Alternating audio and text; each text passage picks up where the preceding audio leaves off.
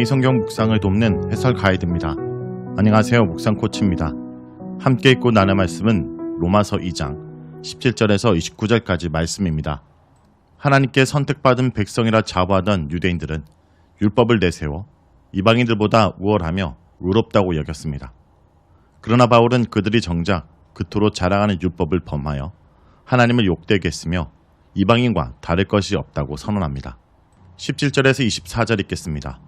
유대인이라 불리는 내가 율법을 의지하며 하나님을 자랑하며 율법의 교훈을 받아 하나님의 뜻을 알고 지극히 선한 것을 분간하며 맹인의 길을 인도하는 자요 어둠에 있는 자의 빛이요 율법에 있는 지식과 진리의 모범을 가진 자로서 어리석은 자의 교사요 어린아이의 선생이라고 스스로 믿으니 그러면 다른 사람을 가르치는 내가 내 자신은 가르치지 아니하느냐?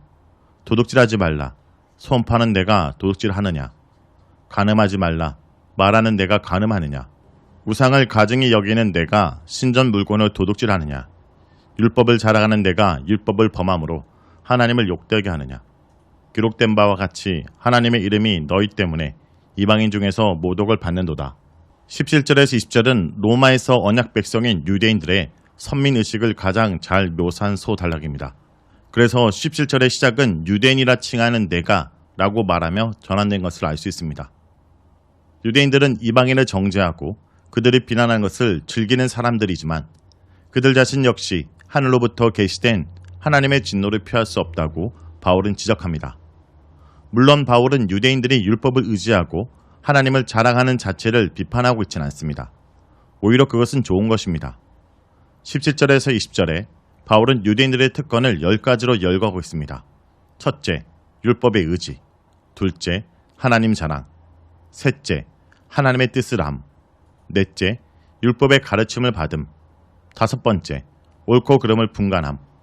여섯 번째, 눈먼 사람의 길잡이. 일곱 번째, 어둠 속에 있는 사람의 빛. 여덟 번째, 어리석은 사람의 교사. 아홉 번째, 어린아이의 선생이 됨. 열 번째, 모든 지식과 진리의 근본을 터득함. 율법을 통해 얻는 유익이 몹시 많고 근본적으로 그들이 율법을 받아서 이방인을 가르치고 이끌 수 있는 위치에 서게 된 것은 큰 특권입니다. 유대인들은 아마 이러한 목록을 들면서 자부심을 가졌을 것입니다. 그러나 문제는 이런 특권을 가지고 있으면서도 그들이 보인 삶의 모습입니다. 21절에서 24절은 율법과 이스라엘 상태에 대해 달라진 바울의 이해를 보여줍니다. 바울은 유대인들이 율법을 받고도 저지른 행동이 무엇인지를 드러내고 있습니다.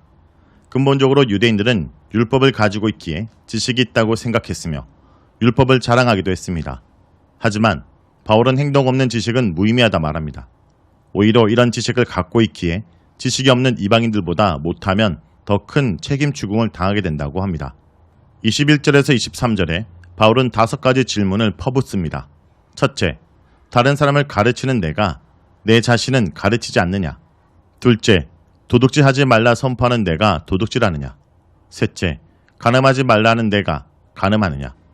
넷째, 우상을 가증히 여기는 내가 신전 물건을 도둑질하느냐? 다섯 번째, 율법을 자랑하는 내가 율법을 범함으로 하나님을 욕되게 하느냐? 바울이 말하고자 하는 바는 분명합니다. 그들은 자기들이 하지 말라고 가르치는 행동을 그대로 범하고 있는 것입니다. 바울의 결정적인 질문은 5째 것입니다. 그들은 율법을 범하여 하나님을 욕되게 하는 결과를 낳고 말았습니다. 바울이 인용하는 이사야 52장 5절은 유대인들이 바벨론 제국에 유배되었을 때를 역사적 배경으로 하고 있으며 그 유배 기간 동안 하나님의 이름이 이방인들에게 모독되었던 것을 상기시키고 있습니다. 율법을 지키지 않는 결과로 나라를 잃고 유배당한 것인데 같은 상황이 다시 유배지에서 벌어지고 있었던 것입니다. 하나님께서 율법을 주시고 그들을 선민 삼으신 계획이 틀어진 것입니다. 율법을 소유하고 있다는 사실은 그 율법에 순종하지 않으면 아무런 소용이 없는 것입니다. 하나님이 유대인들에게 율법을 주시고 그들을 선택하신 이유는 무엇일까요? 그 율법을 특권으로 생각해서 다른 민족에게 대한 우월감을 갖게 하려는 것이 아닙니다. 도리어 그들이 이방인의 빛이 되어 그들을 통해 하나님의 구원을 땅끝까지 이르게 하려는 것입니다. 하나님의 구원이 땅끝까지 이르는 것은 유대인들이 율법을 철저히 지켜서 다른 이방인들이 유대인들의 삶에서 자신들의 삶과 다른 것을 발견함으로 하나님의 이름을 높이고 그분을 믿게 되는 가정 가운데 일어납니다. 그리스도인들 역시 모든 민족으로 제자를 삼아 세례를 주라고 예수님께서 명령하신 대로, 그리고 땅끝까지 이르러 증인이 되라고 하신 분부대로 예수님의 증인으로서 그분을 영화롭게 하며 살아야 합니다. 그러나 오히려 유대인들은 이방인의 빛이 되지 못해서 그들을 어둠 속에 놓아두게 되었고, 안못 보는 자들을 인도하지 못하였고, 마치 소경이 소규행을 이끄는 결과가 되고 만 것입니다. 하나님의 구원이 땅끝까지 이르는 대신 하나님의 이름이 더럽혀지고 모독되는 상황이 되었습니다. 만약 빛이 되는 삶을 살지 못하여 하나님과 그리스도의 이름이 이처럼 모욕을 받는다면 우리도 똑같은 심판을 받게 될 것입니다. 25절에서 29절 읽겠습니다. 내가 율법을 행하면 할례가 유익하나 만일 율법을 범하면 내 할례는 무할례가 되느니라. 그런즉 무할례자가 율법의 규례를 지키면 그 무할례를 할례와 같이 여길 것이 아니냐. 또한 본래 무할례자가 율법을 온전히 지키면 율법 조문과 할례를 가지고 율법을 범하는 너를 정죄하지 아니하겠느냐. 무릇 표면적 유대인이 유대인이 아니요 표면적 육신의 할례가 할례가 아니니라. 오직 이면적 유대인이 유대인이며 할례는 마음에 할지니 영에 있고 율법 조문에 있지 아니한 것이라.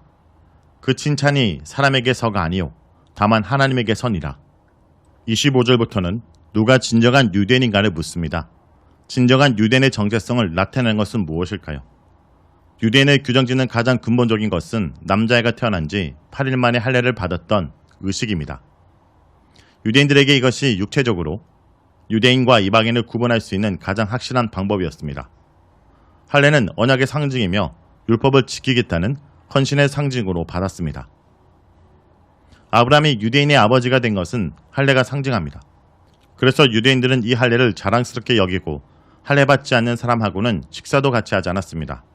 그런데 이스라엘 역사에서 이 할례 때문에 많은 일들이 일어났습니다.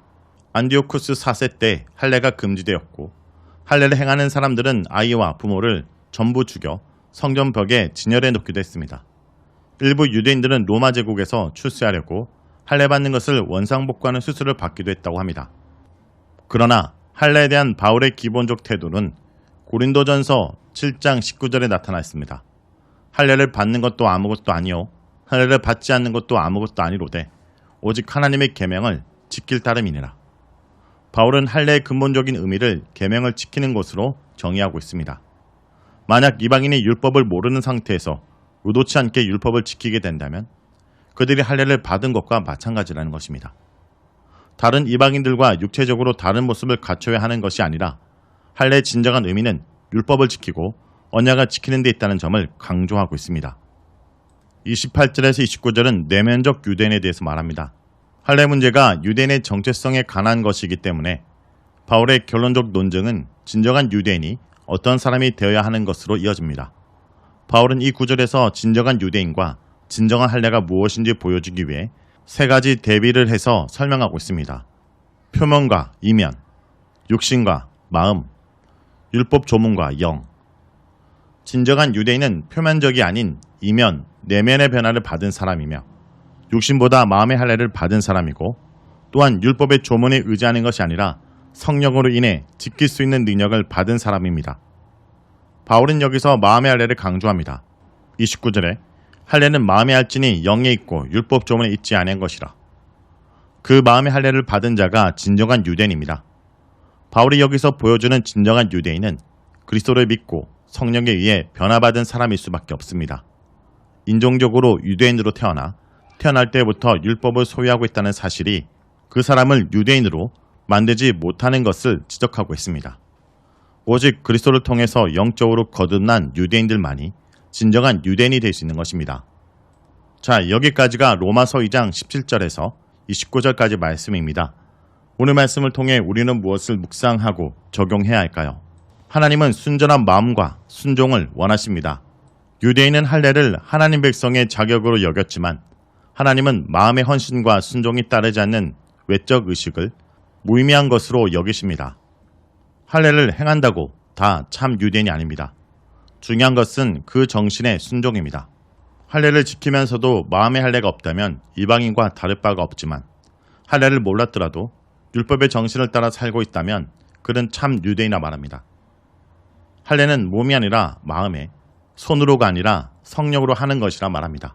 이것을 오늘날 우리 그리스도인에게 비유한다면 우리가 입으로 그리스도인이라고 말하는 것이 중요한 것이 아닙니다.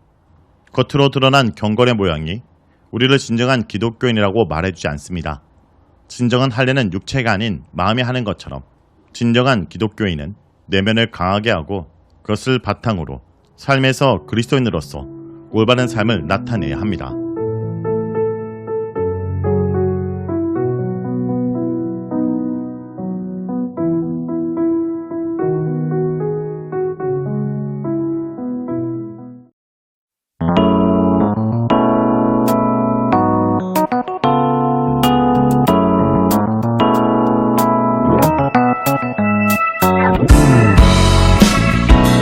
오늘도 우리와 함께 하시는 그 주님의 이름을 찬송합시다.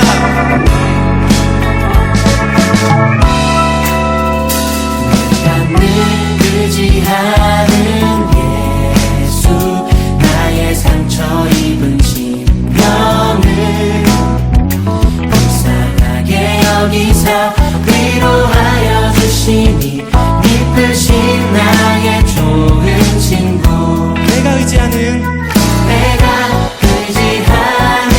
예수, 나의 사모하는 친구, 나의 기도 들으사 응답하여 주시니 미쁘신 나의 좋은 친구.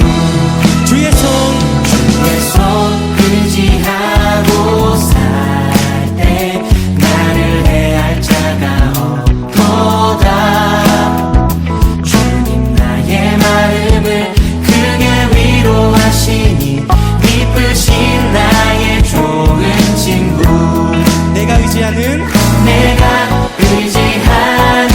예수, 나의 사모하는 친구, 나의 기도 들으사 응답하여 주시니 미쁘신 나의 좋은 친구. 한 번 더.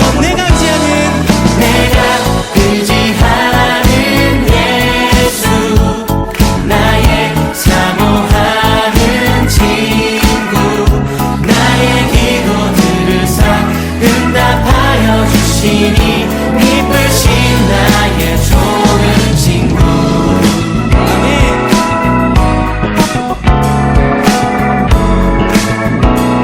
우리 다 함께 3절로 내가 요단강 건너가며 마음이 두려웠었던 때도 주가 인도하시니 어찌 두려워하냐 미쁘신 나의 좋은 친구. 이후 천국에 올라가 천국에 올라가서 모든 성도들과 다 함께 우리들을 구하신 그 주를 찬양할 것입니다. 찬양하리라 미쁘신 나의 좋은 친구. 다 함께 내가 의지하는 예수, 나의 사모하는 친구, 나의 기도 들으사 응답하여 주시니 미쁘신 나의 좋은 친구. 내가 의지하는